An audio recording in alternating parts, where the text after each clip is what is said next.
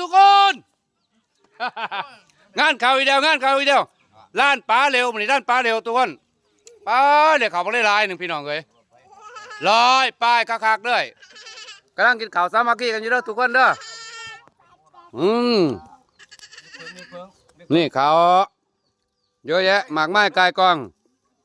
ตอนนี้กำลังกินข้าวสามัคคีป้าเร็วด้วยเลยปีนี้ด้วยเขาด้วยแถวด้วยว่าสิกินเบิดจีบ่เขาปีนี้ป้าเร็วแล้วว่าโว้ยขัดกินเบิดนี่ขายหาเมียน้อยปุ่นนะว่าเมียน้อยโรนับ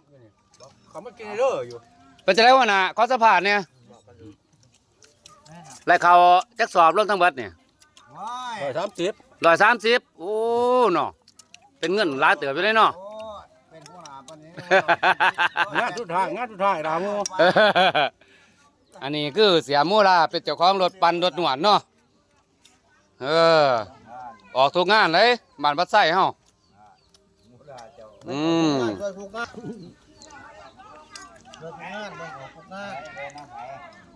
ไปทุกงานกินทุกงานท่องกันยังทุกงาน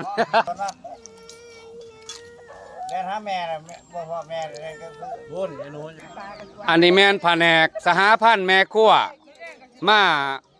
นวดเขาเจ็ดสาปลาเร็วอันนี้คือเจ็ดสานี่สิรำงามๆนี่แม่นโดดนี่งามกูโมนี่แม่นโดดนี่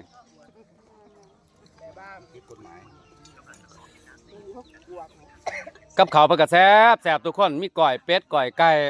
มีทั้งต้มมีทั้งหลายอย่างหลายแนว